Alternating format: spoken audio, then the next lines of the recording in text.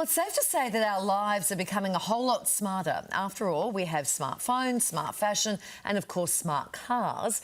But arguably, the biggest advances are happening within our homes. Yes, thanks to new tech innovations like AI, domestic designs are being given a real glow-up, from fridges that tell you when foods are going bad to bathroom mirrors that analyse your health. And today, we're lifting the lid on the gadgets, changing the way we live. Oh, I love this. We welcome back futurist and author Michael McQueen. Hi, Michael. Good morning.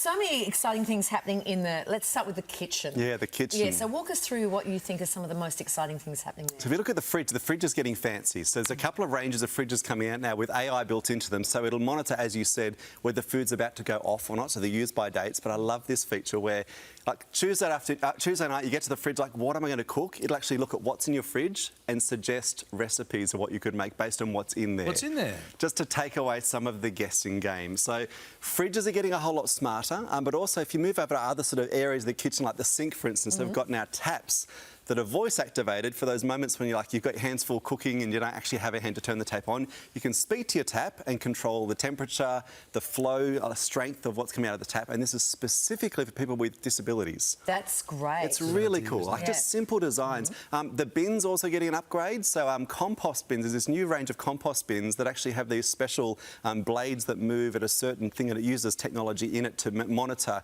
the compost process. It'll turn food scraps into organic soil in less than 24 hours.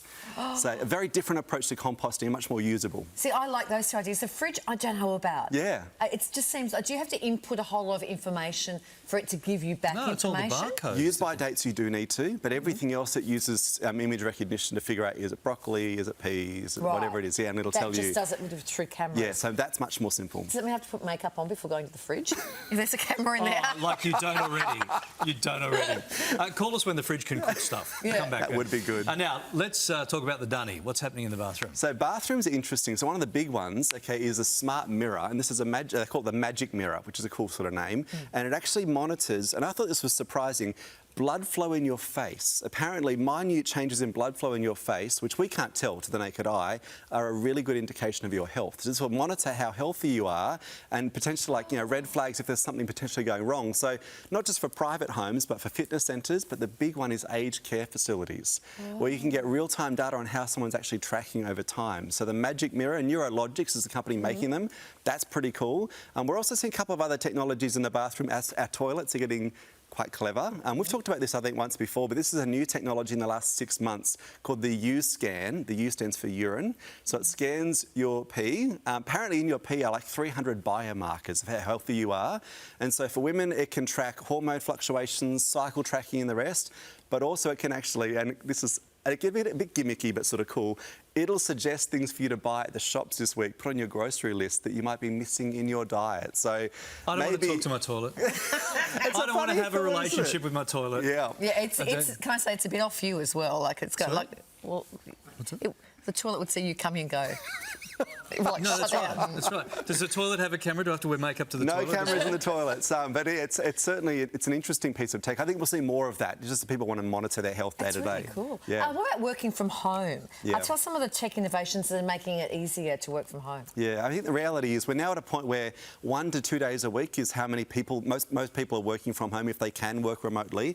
And so how do you make that remote work experience more meaningful, more engaging? So technology is starting to play a role there. So a company called Inverse have developed technology where you can turn a simple Zoom call into essentially a holographic experience. So you're sitting with people digitally around a room, so it's a bit less like just the boxes on a screen. A bit less isolating. Yeah, less isolating, a bit more... It's still early days for this tech, but it's getting better.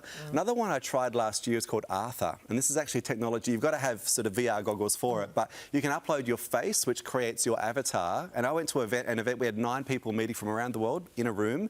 And then I met them all a few months later in real life, and I'm like, I feel like I know you, because we had this virtual meeting where it was so much more realistic. And it felt that way? I was surprised how realistic it felt. Even old school Zoom meetings and Teams meetings, they're getting an upgrade too. So I love this tool. So Teams have released an upgrade where it'll digitally clean up your room behind you while you're on a Teams call. So get rid of clutter and add artwork and things like that.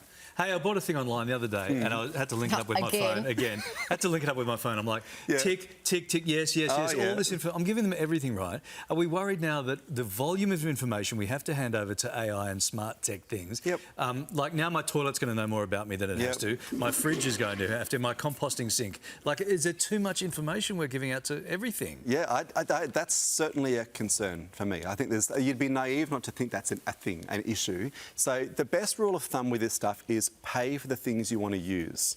And the old rule of thumb is good. So if you're not paying for a product, you are the product. It's the data you're feeding into it. Good. That's where the value exchange happens, because your data then gets sold on to. That's where these companies make their cash. Because they see that the broccoli's going off in your fridge. Next minute, you're getting emails from the Broccoli Association of Australasia. And they have a voice. Powerful lobby. Powerful lobby group. There's another trend where we see best friends are becoming homeowners together. Yeah, and this is particularly younger generations who, and we hear this constantly, like the cost of living, the cost of real estate, they don't think they can get into the market by waiting until they settle down with a romantic partner to buy, so they're getting together with their friends, their BFFs, and buying homes. So 70% of them. So dangerous. So you think back to the people you had, flatmates in your 20s, you're like, gosh, can you imagine owning a house with them now? So, but this is like they're way into the market. And so 15% of people have already done this, co-purchasing they call it, and Gen Zs are going to see a great uplift in this because that's the only way they can get into the market. And I guess they're thinking it's a good thing? Right. Well, this is the plan at this stage. We'll see how it works out. Harry and William tried it with Frogmore. It didn't work out. It's been tried and it's failed, this one. Thank you, mate. It's so interesting. Good to see you. Soon for you, we're going head-to-head now. Favourite pop music game of all time. See if Larry can outplay me. Plus. Should have pre-read that.